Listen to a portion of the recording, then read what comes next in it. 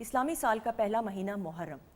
اور محرم کا یہ بڑا مقدس مہینہ ہے، اس کو حرمت کا مہینہ بھی کہا جاتا ہے۔ سر اس پہ تفصیل سے اگر ہم بات کریں۔ بسم اللہ الرحمن الرحیم۔ محرم الحرام اسلامی سال کا پہلا مہینہ ہے۔ اسلامی سال کا اختتام ذی الحج کے مہینے پر ہوتا ہے۔ ذی الحج کا مہینہ بھی ایک بہت بڑی قربانی کی یاد دہانی کراتا ہے،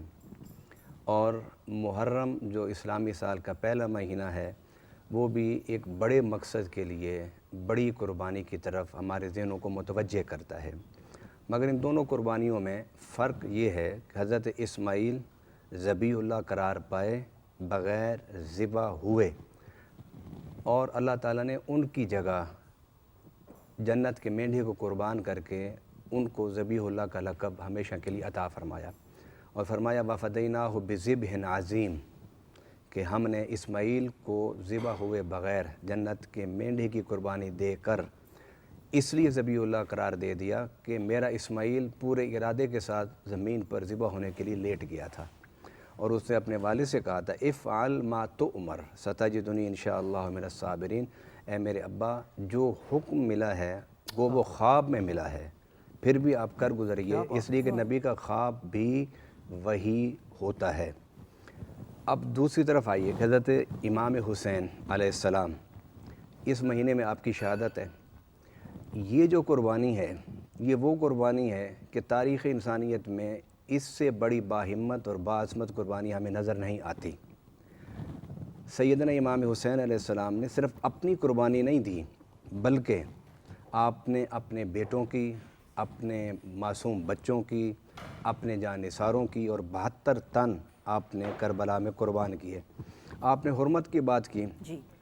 بڑے حیرت کی بات ہے کہ حرمت کا مہینہ وہ مہینہ ہے کہ جس میں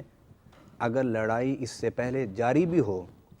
تو اسلام سے پہلے بھی جو سرداران مکہ تھے، عرب کے رہنے والے تھے، مشرکین تھے، وہ جنگ بند کر دیا کرتے تھے کہ ہم کسی انسان کی گردن نہیں کاٹیں گے، کسی کا بازو نہیں کاٹیں گے، کسی کا ہاتھ نہیں کاٹیں گے، اس لیے نہیں کاٹیں گے، یہ حرمت والا مہینہ ہے۔ صحیح۔ اور افسوس بالائے افسوس کہ اسی محرم کے مہینے میں ان لوگوں نے کہ جو مسلمان بھی کہلاتے تھے، کلمہ گو بھی تھے، داڑھیاں بھی تھیں، دستاریں بھی تھیں، اور مسجد و منبر کے وارث بھی کہلاتے تھے، اور قرآن کی اس آیت کا وہ 1000 دفعہ پڑھ چکے ہوں گے کہ محرم حرمت والا مہینہ ہے، اس میں انہوں نے اس شخصیت کو بھوکا اور پیاسا رکھ کے شہید کر دیا کہ جس کے بارے میں میرے آقا صلی اللہ علیہ وسلم فرماتے ہیں کہ جب حسین میرے کندھے پر بیٹھے، میرے پشت پر بیٹھے، تو رب نے کہا کہ پیارے اپنے سجدے کو لمبا کر، اس لیے کہ کہیں تو سر سجدے سے اٹھائے اور میرا حسین گرے اور اسے چوٹ نہ لگے۔ جس کو اللہ اور اس کے رسول چوٹ لگنا برداشت نہ کریں، ان کو بھوکا پیاسا رکھ کے شہید کر دیا گیا۔ ویسے تو محرم کی بڑی یادیں ہیں، اس کے بارے میں ہمارے ہاں اہل سنت کے ہاں کہ حضرت نوح علیہ السلام، حضرت آدم علیہ السلام کی توبہ بھی اسی دن قبول ہوئی، حضرت نوح علیہ السلام کا سفینہ بھی اسی دن، حضرت ابراہیم پر نار نمرود ٹھنڈی ہوئی تو وہ بھی اسی دن، یہ سارے، اور قوم بنی اسرائیل کو اگر نجات ملی فرعون کے ظلم سے تو وہ بھی اسی دن یہ ہے۔ لیکن میں یہ سمجھتا ہوں اللہ رب العالمین اس مہینے کو اس کے آغاز سے ہی عظمت کے پانی سے اس کی تربیت، اس کی پرورش کر رہا تھا کہ اس تکمیل عظمت کا سہرا حضرت امام حسین کے سر پر اللہ نے سجانا تھا۔ نبی پاک صلی اللہ علیہ وسلم جب مدینہ میں تشریف لائے تو آپ کو صحابہ نے کہا یا رسول اللہ کہ یہاں پر اہل کتاب عاشورہ کا روزہ رکھتے ہیں۔ فرمایا کیوں روزہ رکھتے ہیں؟ فرمایا اس خوشی میں کہ اللہ نے انہیں فرعون کی غلامی سے اور تشدد سے، جبر سے نجات دی تھی۔ تو میرے آقا نے فرمایا وہ ایک روزہ رکھتے ہیں، ہم 2 روزے رکھیں گے، اس لیے 2 روزے رکھیں گے کہ ہم موسیٰ کے ان کی نسبت زیادہ قریب ہیں، مطلب فکر کے زیادہ قریب ہیں، اعتقاد کے زیادہ قریب ہیں، اعمال کے زیادہ قریب ہیں، فقہ کے زیادہ قریب ہیں، اس لیے کہ حضرت موسیٰ علیہ السلام کے بارے میں اور نبی پاک صلی اللہ علیہ وسلم کے بارے میں قرآن میں ہے انا ارسلنا الی فرعون کما ارسلنا الی فرعون رسولا کما ارسلنا الی فرعون رسولا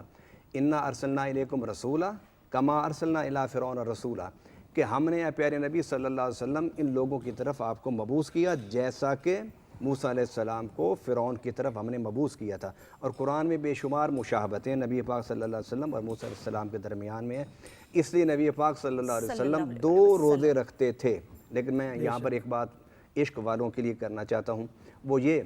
کہ کہ محرم کی پہلی پہچان ان حوالوں سے تھی، لیکن اب رہتی دنیا تک اس محرم کی پہچان قربانی حسین کے ساتھ منسوب ہو گئی۔ اس کے ساتھ ایک اور جملہ میں آپ کے نظر کرنا چاہتا ہوں، وہ یہ کہ دین کی پہچان اس قربانی سے پہلے نسبت مصطفیٰ سے ہوتی تھی،